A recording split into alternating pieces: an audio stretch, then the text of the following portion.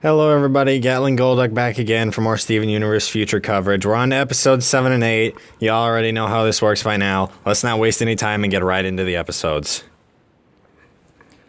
I've just been sitting silently through the majority of this episode's snow day because there's really a whole lot of nothing to comment on because this is another filler episode, and I'll talk about that in a minute. But right now in this game of Steven Tag, first of all, that fire beam isn't coming out of Alexandrite's mouth. And second of all, are they trying to kill him? At first I was just like, okay, so they've got Sugalite. Wait a minute, I thought Sugalite was an unstable fusion between Amethyst and Garnet. Isn't that kind of dangerous? Then they've got Sardonyx. Okay, Sardonyx isn't that dangerous, but they're hurling giant snowballs at him. Okay, why? Then they've got Alexandrite here spewing fire at him. What is going on? This is like the deadliest game of tag that I've ever seen. Like, what? Like, I can understand wanting to help Steven loosen up and have fun with him, but are you trying to kill him? This is ridiculously out of character for Pearl. She would never allow this. Why would she be involved in this? What is going on? What are they trying to do? What is happening in this episode? This episode is just a whole lot of nothing happening. It's another filler episode. Why? This episode contributes nothing. Why are they wasting even more time on things that don't matter in the last season? These are the last few episodes that you're ever gonna have, and you're wasting them on Steven Tag. Are you kidding me right now? This episode is pointless. It's a cliche story about, oh, our baby's grown up and we're out of touch with him now. And they resolve it in like a second by the end of the episode because we gotta fill that 11-minute runtime space. And now, it's just like, what? Like, there's just nothing happens in this episode. Just no plot progression, no character progression, no development of plot, no development of character. It's just recycling a bunch of old stuff. Like, oh, Steven's mature now, supposedly. Like, apparently he's super responsible, supposedly. Like they're just, like, Steven's being really mature, apparently. Steven really knows how to manage things at the school, apparently. Steven is actually not stupid, apparently. Like, what is going on? What is with this conflict of information? Like, Steven has been nothing but incompetent in this season, and now they're saying, like, oh, but he's focusing more on his work than the other gems are because they're goofballing around and want him to chillax. Like, is he overworking himself or is he hardly working? Because he doesn't even seem to know what he's doing, and it's just, what is going on? Why does this episode exist? Why are we getting another filler episode? And how much time has gone on in this season? Are we in winter now? What is this? Why are we in winter? Has it been like a year now?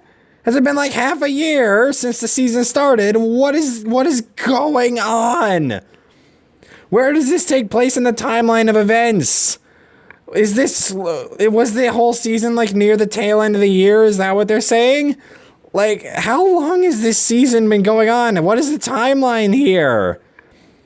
And again, what the hell is with the fire? Are you trying to kill him? Why does this show waste so much time, but the filler episodes are so dumb? Good lord, this episode was pointless. I don't even have anything to rant about I don't even have that much to rant about in this episode. Just a whole lot of nothing happened. And again, this is filler in the last season of the show. These are the last episodes this show is ever going to have. They haven't built up to anything yet. And rather than actually working towards some kind of plot, they are wasting even more time. And this is the problem with Steven Universe as a whole. Because Steven Universe just continuously chooses to waste its time with filler episodes on characters that don't add to anything, setting up plot points that don't go anywhere, and then rushing in their plot at the last minute because they didn't set it up. And it's happening again. Wherever this series is going, if Steven Universe Future is going anywhere, as I said before, wherever it's going, it's going to be contrived, and it's not going to make any sense. It's also most likely going to be something that could have been avoided if characters just talk to each other. This is very frustrating because it's just history repeating itself. Rather than the writers actually perhaps taking some criticism to heart or redirecting their focus, maybe getting an idea of where they're trying to go, they're wasting even more time. This show is such a disappointment. Coming right off of an episode with not a whole lot to talk about, we're gonna get right into an episode that has a lot to talk about.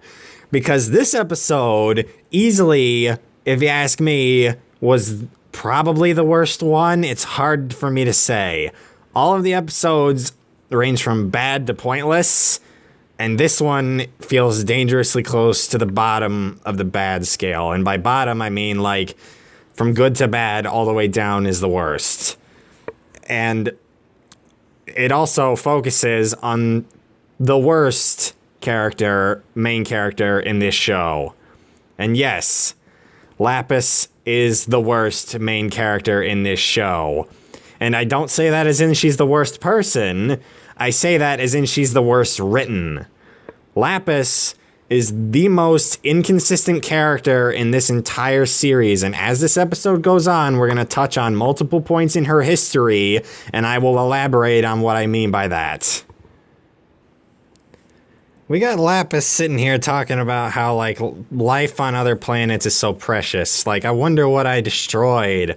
Like, okay, so if it wasn't confirmed before that the diamonds were genocidal maniacs that wiped planets clean of life regardless of what kind of life that was inhabiting that planet was, it's coming straight out of her mouth where she's terraformed planets without thinking. Goodness knows how many people Lapis herself has killed. And also, Lapis is sitting here talking about how, like, I didn't notice beauty like this before in the world. Like, where did this development come from? Because Lapis jumps from point A to point B all the way to point Z. Because where did we establish that Lapis considered life on Earth precious? Where was this an established fact? Never. That's where it was established. She didn't consider life on Earth precious. She was just staying there because it was safe. And the second the danger started to rear its ugly head, she ran for the hills.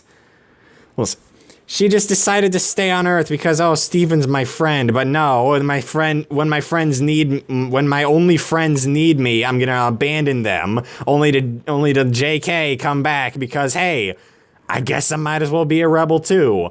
Because it was never established that she found life on Earth precious. And yet, also, if we're gonna go with the idea that she found life on Earth precious because of Pumpkin, where is Pumpkin? Have we seen high or low of Pumpkin at all recently? Where did Pumpkin go? Pumpkin just vanished. It's just another character that just dropped off the face of the earth. I get it was a gag character, but like, Pumpkin showed up in several episodes and now they're just gone. Where did they go? What happened to them? We're just gonna not talk about them again? Okay, sure, why not? Just leave another plot point open in the air and just not address it. Why not? I'm sorry, how exactly did Steven get word that these two Lapises were out here destroying this planet? Where exactly did he find out about this? How did he find out about this? Okay, cause that would be interesting to know if we've got like some sort of intelligence force like running around, like reporting gem activity, like Homeworld Gems still like running around and like causing havoc, but no. And these guys aren't loyal to the Empire, they're just doing what they want. And later on in the episode, they don't choose to change, they change because they're terrified. And I will get to that scene because this series just continues to piss me off with how it handles having gems who were under the rule of the Diamond Order change for the better. You're free to do whatever you like, except for destroying the world. Steven, this Lapis right here is calling you out for your wording. Like, oh my goodness, because there's this thing about, like, these gems who have lived a certain way for thousands of years, that this is pretty much what they're used to. It's just being tools that do one job, and one job only. Just, like, maybe try something other than just telling them, like, hey, you can't do this. Or maybe just tell them, like try to talk to them, perhaps. Like, maybe try to, like you do in this episode, just be like, oh my goodness. I'm trying to collect my thoughts right now because I'm a little frazzled. I apologize. Basically, like, you could try to word this in a way that's a bit more specific, like try to help them understand why what they're doing is wrong. Like, try to help them understand, like, there's so much more to life than being what you were made to do. Like, you were built to be so much more than just tools. You were made to be unique. You were made special. Like, even though you might look like some of your fellow gems, you're so different in so many different ways. Like, look around you. Like, no two gems are exactly alike. Though they might look similar, they are not the same kind of people. This same thing applies to humans. Gems can choose who they want to be. They're not forced into the role that they are born in. They don't have to be who they were. They don't have to be what they were made to do. They can choose their own destiny.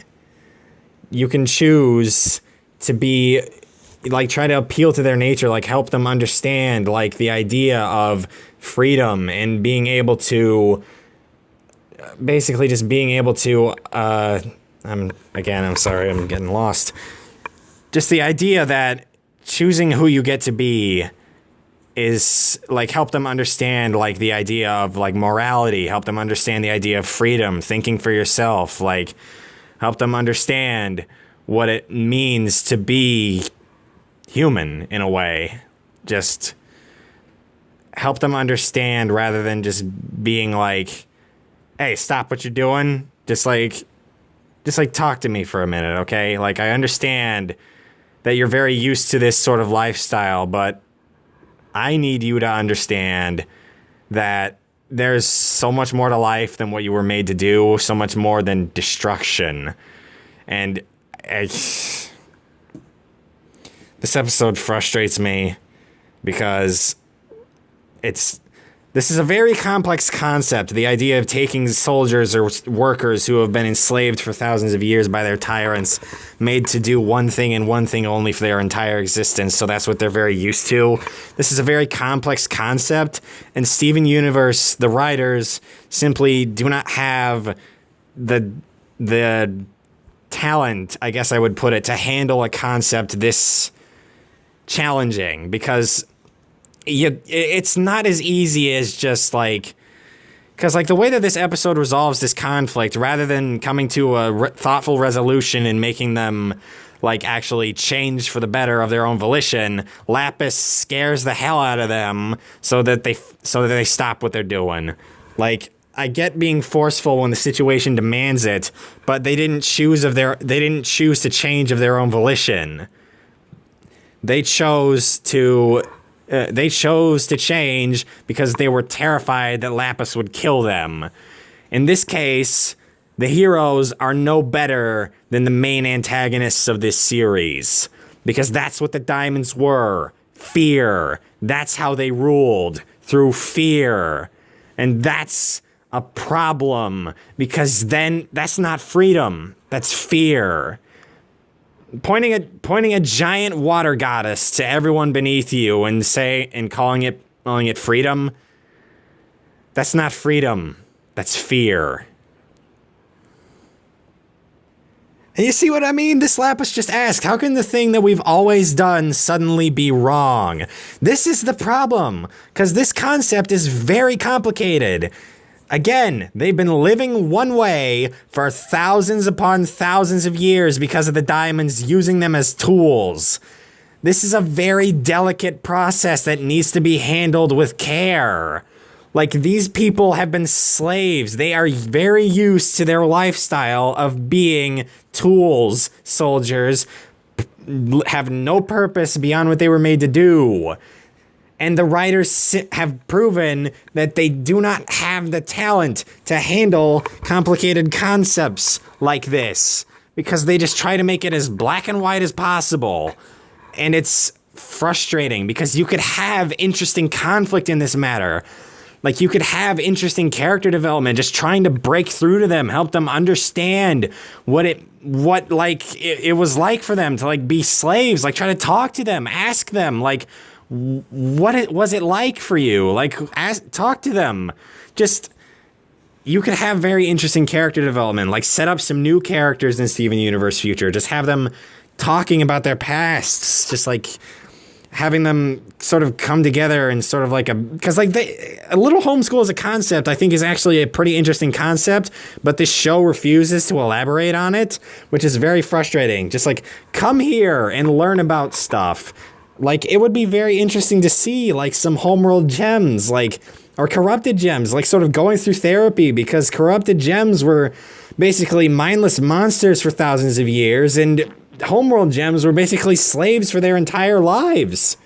We could have gems like these two lapises that are very confused and very lost. We could have maybe corruptions that need like some sort of mental help because they've been lost as a monster for so long. We could have Homeworld gems like trying to understand, like, why did the rebellion change? Like, why did you guys choose to go against the order? Why did you guys choose to go against your design? You could have interesting setups with characters like this. It could be useful too. Like, you could have like hindsight on certain characters. Like, you could look back on Peridot's development, see how she was so dedicated to the idea of the Diamond Order, and see how far she's come now to being a rather well-written character who believes in the idea that life on Earth has value, and so does all life in the universe. Like, you could have her act as a foil to new characters. Have them, like, maybe even go into the history of characters like Garnet or Amethyst. Like have them share more of their history. But it's just like, this would also take rewrites for certain characters, because Pearl going into her history just would make things worse. Just the way that this has been set up is very dangerous territory. You've set up a story of a society with workers that are tools, and now you're trying to reform them. You're gonna keep the villains who kept them as tools around, but you're trying to go to these people who were used, victims of circumstance beyond their control. Like, maybe Lapis, don't get mad at them, please, because they're victims in this circumstance. They didn't know what they were doing was wrong. And for the record, you really don't have room to talk in this scenario, because you've done a lot of messed up stuff and have only gotten less than a slap on the wrist for it. Not even.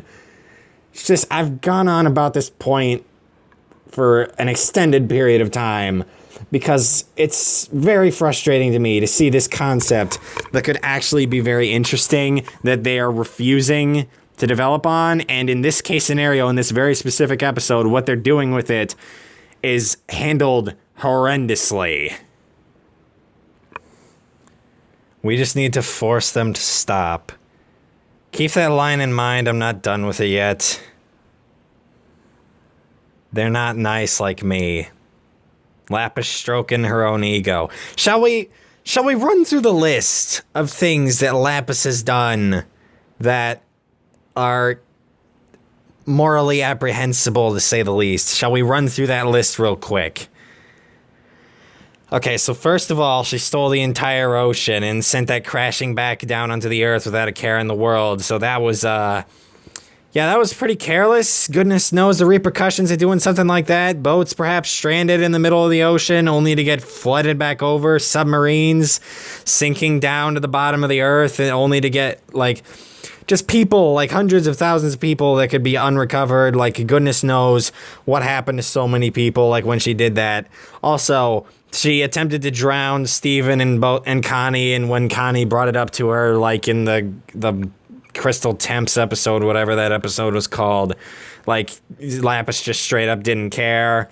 Lapis also decided not to do anything when Jasper and Peridot showed up to Homeworld.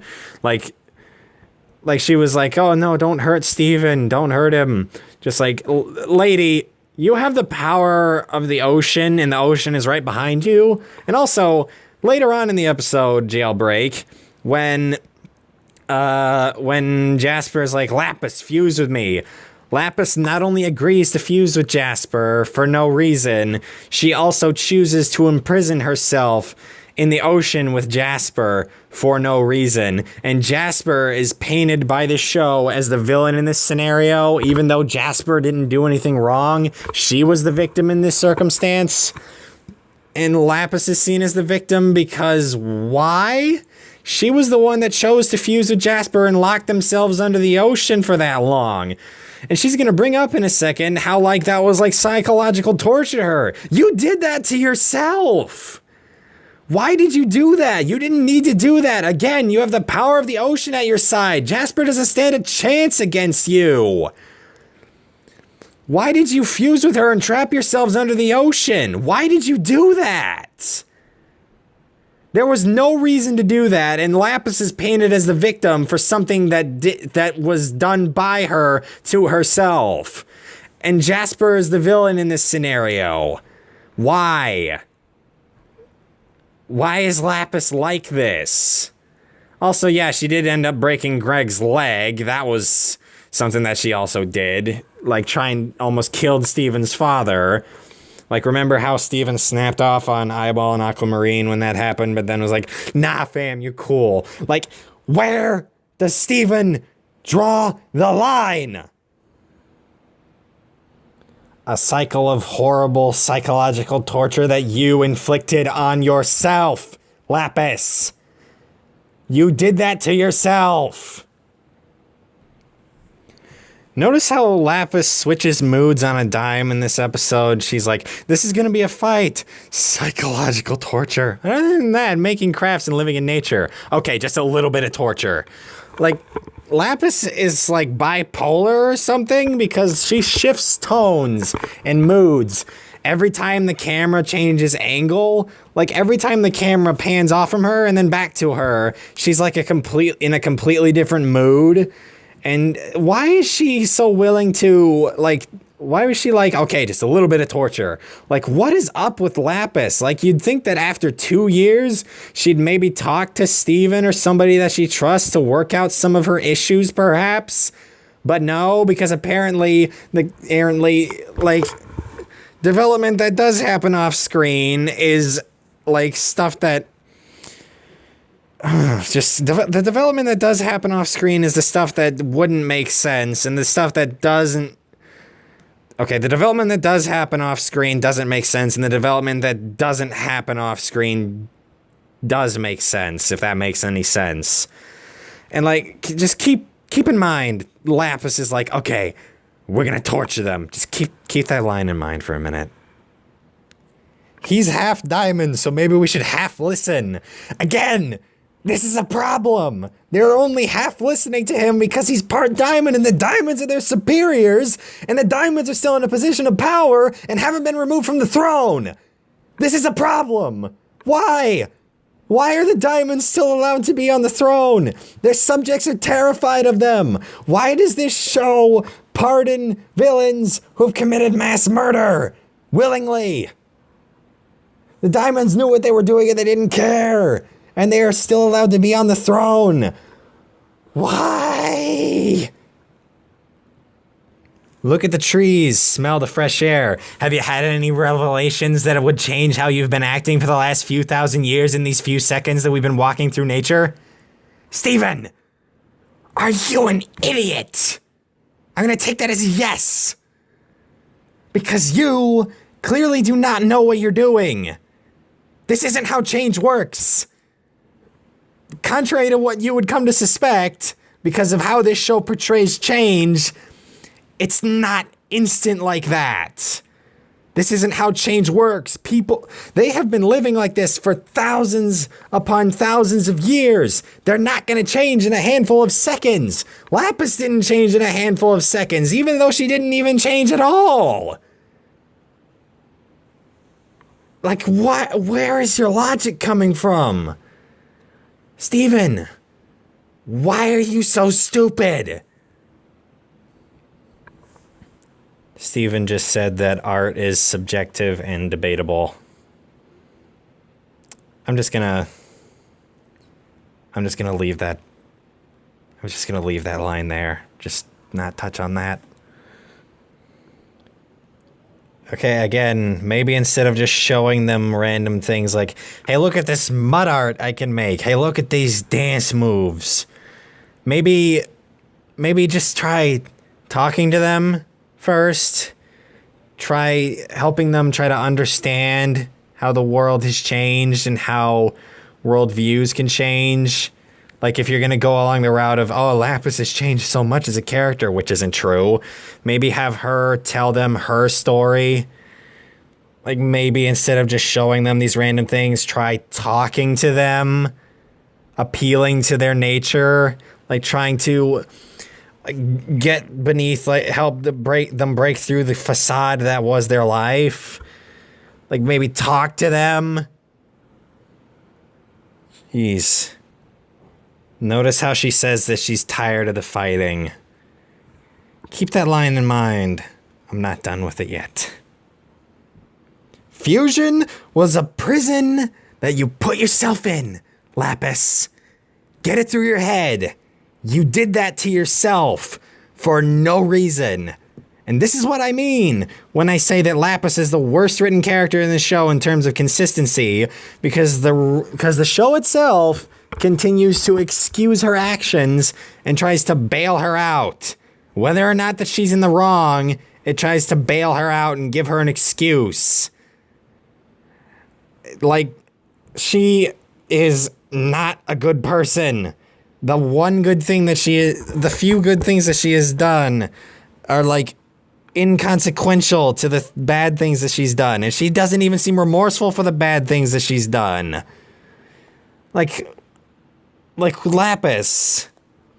For somebody who claims to have changed, you sure don't seem to understand the concept of remorse, or perhaps saying sorry, apologizing for the bad things that you've done, perhaps. At the very minimum, we could get that from you because you brushed it off like it was nothing when Connie confronted you about it. Like, come on. Not to say that Lapis is the worst person in this show. She's not. She's done a lot of bad things, but that's inconsequential compared to the things that characters like the Diamonds have done. But in terms of consistency, Lapis is all over the damn place. I couldn't begin to tell you what her character is besides bipolar. That is the bare minimum that I could tell you, because that would at least be an explanation for why she changes her attitude every 5 damn seconds. If we did this my way, we would have been done from the start. Lapis said that she wanted to fight them from the get-go in this scene, and like less than a minute ago, she said she was tired of fighting, and at the beginning of this episode, she's saying we should knock some sense into them. You see what I mean when I say that Lapis's mentality is all over the place? Do you want to be peaceful, or do you want to smack the hell out of them? And smacking the hell out of them isn't going to help anything. Like, you'd think that if Steven knew Lapis at all, that he would consider taking her on a mission to try to be peaceful with gems who have been slaves and try to help rehabilitate them, that he would bring someone that's a bit less unstable and a bit more understanding than Lapis. Like, Steven, why are you an idiot? And once more, the fragility of gems comes into question because Lapis just got smacked by a giant hand wave and was slammed into Steven's shield square on her back, when it was established in her flashback that her gem was cracked just by it being stepped on. How fragile are gems? How does this work? Also, like, just... It was stepped on, and it cracked. But here, when she was slammed into Steven's shield by a tidal wave, she's perfectly fine. Okay, sure. Seems about right. Also, I guess Lapis is more powerful than these two other Lapises combined. Like, how powerful is she exactly? Because Lapis is one of the most powerful characters in this entire show. And this was something that bothered me all the way back in season 5. She's easily one of the most powerful characters in this entire series. And she just abandons her friends when they're going to be attacked by the diamonds and then shows up and starts kicking their asses. Like, power scaling. Please. Can we get some nerfs and balances in this show? Please. Power scaling is important for conflict. Just like, oh my goodness. Okay. Also, Steven, your friend was about to get cut in half by a buzzsaw there a second ago and you just didn't do anything. Do you care or not? You can hover. You have a shield you can throw. Do something. She's about to murder both of them. Steven, don't just stand there. Do something. And might I state, Steven, that it was a brilliant idea to bring this person along for this mission. Because, oh my God, Lapis is unstable. Why did you think that this was a good idea to bring her along? Look at, just a sec. Look at her face. Look at her. She is so smug. She is so proud of herself. Look, hang on. Look at them. They're horrified. Lapis is about to kill them. Steven, intervene. Why are you acting so relaxed? She was about to kill them a second ago. You were about to murder somebody a second ago. Why are you both acting so relaxed? What is this, Steven? Why are you just letting this kind of behavior slide? Like, she was about, if not murder them, she was about to poof both of them. And then what makes you think that they would ever listen to you out of anything but fear? What were you thinking? What are you thinking? Why are you letting this pass? Steven, where is your line at? Where do you draw it? They're only listening to her out of fear.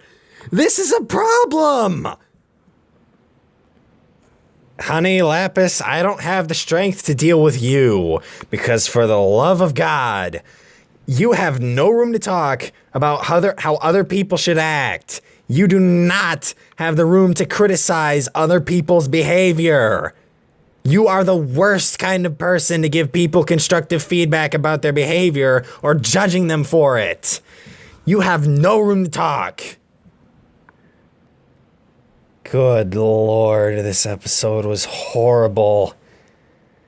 This episode was so bad. And I'm sorry that I spent so much time rambling. I'm just one of those people that really loves to talk about, like, writing concepts. Because, like, this episode, a whole lot of nothing happened in this episode as well. Like, in terms of actual progression, nothing happened. But in terms of, like, character inconsistencies and in terms of, like, batshit crazy stuff happening, yeah, this episode was full of that. Good Lord. This episode was painful to sit through. And I'm sorry for rambling. I know that I have a tendency to do that when it comes to talking about writing concepts. That's just sort of how I roll. And I also try to keep these reviews, like, natural with you guys, which is why I really don't script. Like, I try to keep what I say as natural as it comes out. So, yeah, I hope that that's not too annoying or too obnoxious to deal with, that I tend to go off on tangents and stuff like that. But I mean, hopefully it's not annoying for you guys. But anyway, that does it for episodes 7 and 8.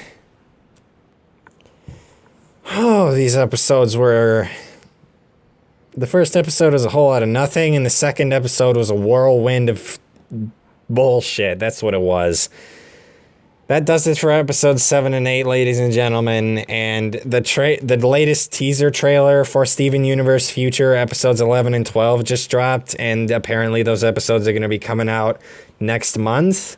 So I'll probably it looks like I'm going to be getting done with the show as up to episode 10 just before the hiatus ends. So that's pretty fortunate on my part, I suppose.